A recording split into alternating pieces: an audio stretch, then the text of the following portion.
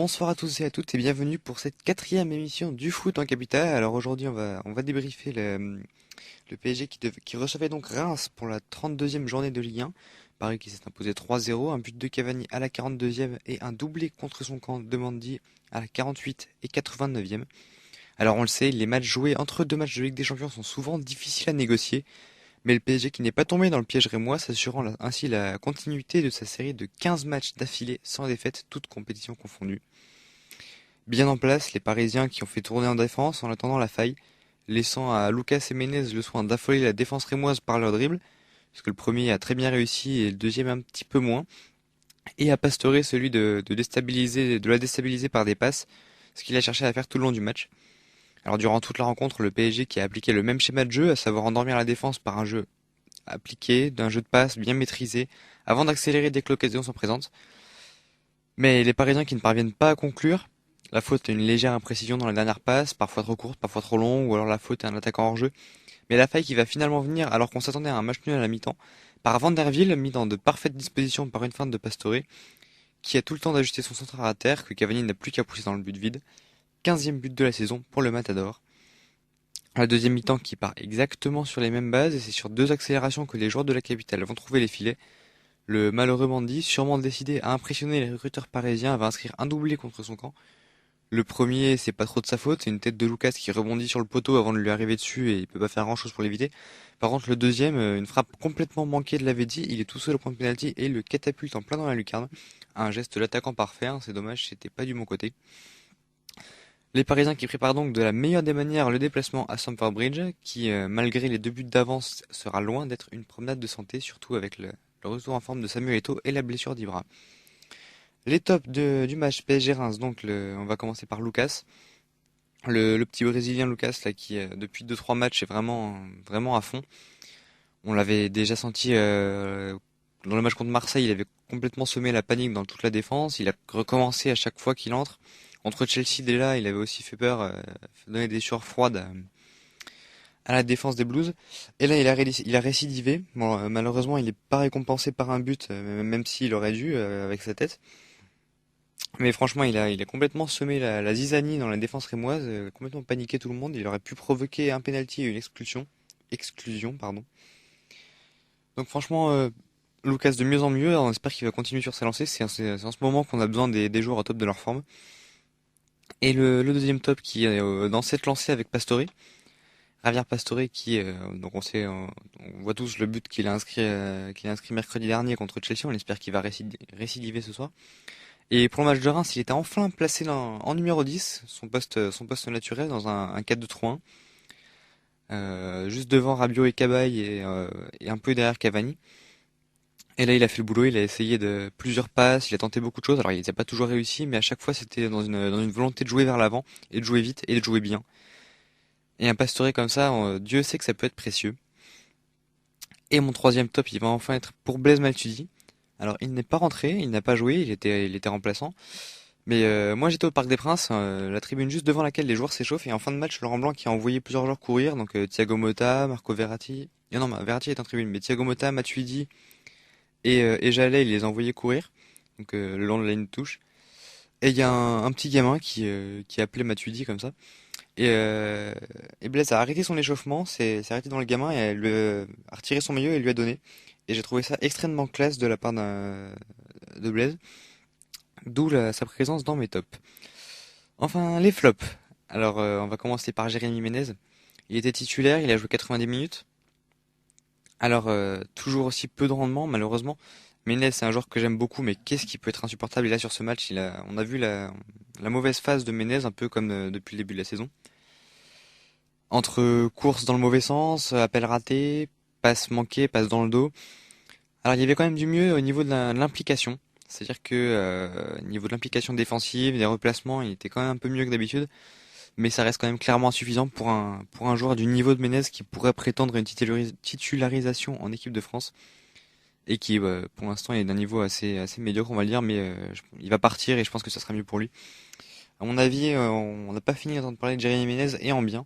En tout cas sur ce match, c'était très moyen. Le deuxième flop, il va être pour le Rémois Adité, coupable d'une grosse semelle sur Lucas Digne qui aurait pu le blesser. et qui s'est pas excusé, qui a continué à jouer comme si de rien n'était, et qui a récidivé de 2-3 gestes d'anti-jeu tout le long du match, et je trouve ça absolument insupportable. Et enfin, mon troisième flop, bon, c'est un flop un peu moyen, on va dire, ça va être pour Yohan Cabaye parce on l'a pas vu. Alors, il était placé plus bas qu'à son habitude, du coup, il pouvait moins monter, surtout que Rabiot est un joueur à vocation assez offensive, donc il fallait que quelqu'un tienne la baraque derrière. Ce qu'il a très bien fait, mais on l'a pas beaucoup vu, il a pas fait de récupération exceptionnelle, il a pas fait de passe splendide, il a un tir à 25 mètres complètement au-dessus. Donc, ouais, pas au niveau pas à son rendement habituel, Yohan Cabaye, et surtout pas s'il veut prétendre à une place de titulaire. Mais bon, c'est juste passager, puis c'est peut-être aussi dû à son positionnement, lequel le 3-1 qui est un peu plus rare au PSG. On passe à la deuxième partie de l'émission, l'info de la semaine. Alors là aussi changé, j'ai passé plus de temps sur le match et j'ai passé un peu moins de temps sur l'info de la semaine, je vais faire désormais comme ça. C'est-à-dire qu'au lieu de faire une info par jour, je vais plutôt prendre les infos marquantes de la semaine. Alors ça peut être de le même jour, ça peut sauter 2 jours, enfin en tout cas, pour changer un petit peu et passer un peu plus de temps sur le match. Alors là, on va commencer par le mardi 1er avril. Cavani qui s'est plaint de son positionnement, donc dans un entretien accordé à l'équipe, l'Uruguayen qui est un peu en peine dans cette deuxième partie de saison, qui avoue que son positionnement sur le côté commence à lui peser, de par la charge de travail défensif que ce poste lui demande, même s'il l'effectue très bien. Et il explique par cette charge de travail son rendement moins important. Alors, ouais, intervention qui a été très très mal perçue à la veille du choc contre Chelsea. Mais maintenant, il aura tout le loisir et surtout l'obligation de prouver que c'était l'unique cause de sa baisse de forme parce que Ibra sera indisponible au moins un mois. Et donc c'est logiquement lui qui va reprendre la pointe de l'attaque parisienne. Et donc il faudra qu'il marque au moins 4-5 buts sur les 6 ou 7 matchs qu'il aura pour convaincre que c'était bien ça. Alors le mercredi 2, c'était pareil contre Chelsea, hein. Le grand match de Ligue des Champions, pareil qui s'est imposé 3-1, but de Lavezzi, David Luiz contre son camp et Pastore. Mes impressions sur le match, c'est que Paris, qui a fait un match excellent, qui a beaucoup surpris. J'ai beaucoup d'amis qui suivent pas trop Paris d'habitude et qui m'ont dit, la vache, là j'avoue que Paris m'a impressionné. Alors en première mi-temps, on a commencé très très fort avec le but de Lavezzi dès la 4e minute et inexplicablement, après ce but, on s'est replié. Alors à mon avis, le but c'était évidemment de pas prendre de but à domicile. Mais à force de replier, on a subi les coups de boutoir de Chelsea pendant toute la deuxième mi-temps et le penalty, il est logique. Et je pense que de toute façon, même s'ils n'avaient pas marqué, même s'il y avait eu plus de penalty, Chelsea qui aurait quand même marqué. Et d'ailleurs, pareil qu'il y a eu chaud, on a failli être mené à la mi-temps sur cette reprise sur le poteau d'Hazard. Et en deuxième mi-temps, à mon avis, ça a bien dû gueuler dans les vestiaires parce qu'on a complètement changé de PSG. On a retrouvé le PSG qu'on connaît, qui faisait tourner le ballon, pardon, qui faisait tourner la balle, Chelsea qui n'a presque pas vu le ballon de la deuxième mi-temps. Les grosses occasions et la victoire est logique, même si le but contre son camp, c'est un peu un fait de jeu, mais le coup franc qui est excellemment tiré. Et puis le but de Pastore, c'est un coup de génie de Ravière. Espérons qu'il nous réédite ça ce soir. Alors, c'était donc la première défaite en quart de finale de Ligue des Champions pour Mourinho en 7 rencontres. Et c'est le PSG qui l'a imposé. Le vendredi 4, Nasser Al-Khelaifi qui est confiant à l'idée de prolonger Laurent Blanc à la tête du PSG. Donc le président parisien qui a fait savoir sur les antennes d'RMC que la prolongation aurait sûrement lieu cette semaine.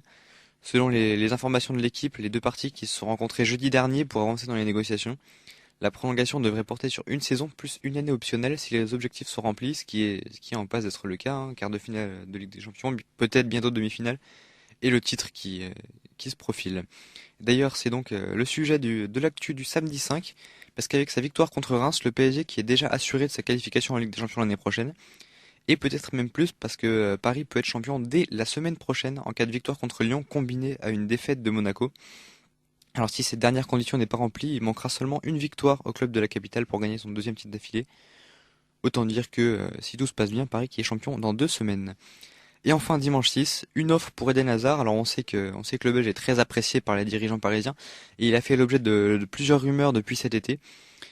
Les rumeurs qui ont encore été accentuées cette semaine par les images notamment d'Eden avec le maillot du PSG lors de l'interview d'après-match de la rencontre de Ligue des Champions mercredi dernier et de ses déclarations à Intérieur Sport, je cite: Si ma femme veut aller à Paris, j'irai au PSG. Alors c'est peut-être totalement anodin, c'est une remarque ironique, hein, mais ça a été perçu par beaucoup de médias comme un gros appel du pied au club parisien et on sait que les dirigeants sont pas insensibles. Et ce dimanche, le Sunday Express qui faisait état d'une offre de 60 millions d'euros pour le crack belge. Alors 60 millions d'euros, ça représente environ 50 millions de livres. On sait qu'officiellement aucune offre concrète n'a été arrivée sur le bureau de recruteur de Chelsea, mais qui sait ce qui pourrait arriver cet été. On connaît la force de persuasion des dirigeants parisiens, même s'il a été un peu amenuisé depuis le départ de Leonardo. Et puis, on sait l'attirance d'Hazard pour Paris. On sait aussi qu'il a dit à Yoann Cabaye qu'il voudrait rejouer avec lui. Enfin, ça fait beaucoup de facteurs qui prouvent qu'on pourrait avoir arrivé Eden au PSG dès cet été pour compléter l'attaque parisienne. Voilà, c'est déjà la fin de cette émission. On se retrouve donc jeudi pour le débrief du gros match de ce soir. Bonne soirée à tous et à toutes.